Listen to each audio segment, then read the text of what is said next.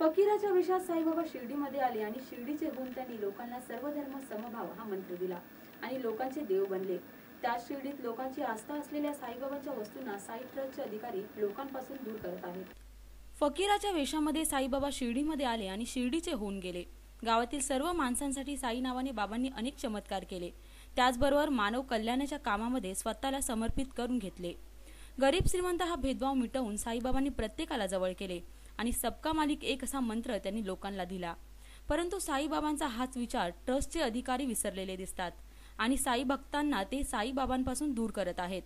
काही दिवसापूर्वी वाढत्या गर्दीचे कारण देत साईबाबांच्या समाधीवर काचेचे तावदान बसवले, तेव्हा भक्तांनी याला विरोध केला होता।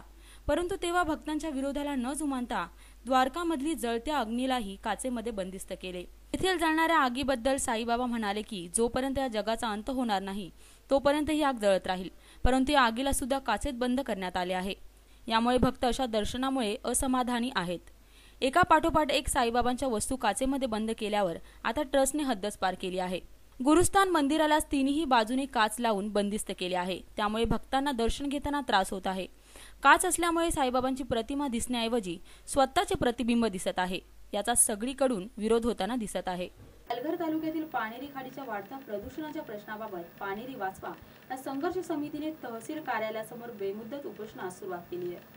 ठाणे जिल्ह्यातील पालघर तालुक्यात पानेरी खाडीच्या वाढत्या प्रदूषणाच्या प्रश्नाबाबत पानेरी वाचवा या संघर्ष समितीने तहसील कार्यालयासमोर बेमुदत उपोषणास सुरुवात केली आहे।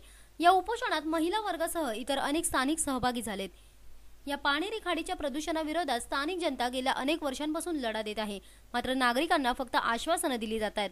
गोड्या पाण्याच्या या खाडीला प्रदूषित करणाऱ्या प्रदूषण नियंत्रण मंडळाकडून कोणत्याही प्रकारची कडक कारवाई करण्यात येत नाहीये। पालघर शहरातून माहीम बागायती क्षेत्रातून वाहत जात पानेरी नदी थेट वडराई खाडीला मिळते। 20 ते 25 वर्षांपासून पानेरी नदी दुथडी भरून वाहत आहे।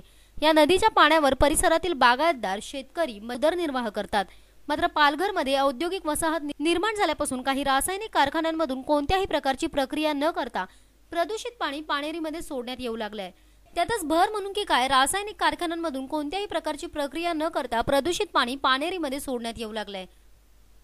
गेली 15 वर्षापासून पानेरी जी नदी आहे त्याच्यामध्ये ह्या इंडस्ट्रीमधलं प्रदूषणयुक्त पाणी सोडलं जाते आणि त्याच्यामुळे आजूबाजूचा परिसर म्हणजे शेतीवाडी मच्छीमार यांचे प्रश्न मोठ्या प्रमाणात उभे राहिले। म्हणजे प्रदूषण इतक्या प्रमाणात आहे की ते पाणी गुरंढोरं मनुष्य प्राणी शेतीसाठी कुठे उपयोगी नाही आणि मच्छीमारांसाठी जी मच्छी आपण ज्याच्यावर जगता येते त्यांचं पण मरण होतं आणि त्यामुळे 18 वर्ष झाले या पानेरी या संदर्भात मी फाईट मारतोय।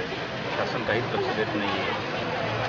नगरपालिका इंडस्ट्रियल एरिया ढकलते, इंडस्ट्रियल एरिया नगरपालिकेमध्ये कोणी काही करत नाही आहे। सर्वांना निवेदन देऊन कधी मिटिंग झाल्या कोणी लक्ष देत नाही आहे। म्हणून नाईलाज मला या याच्यावरती यावं लागतं की आज उपोषणा दिवसाची पहिली कोणी लक्ष देत नाही। या नदीला प्रदूषण मुक्त करण्यासाठी पानेरी संघर्ष समिती गेले 20 वर्ष झालं सातत्याने लढा देत आहे।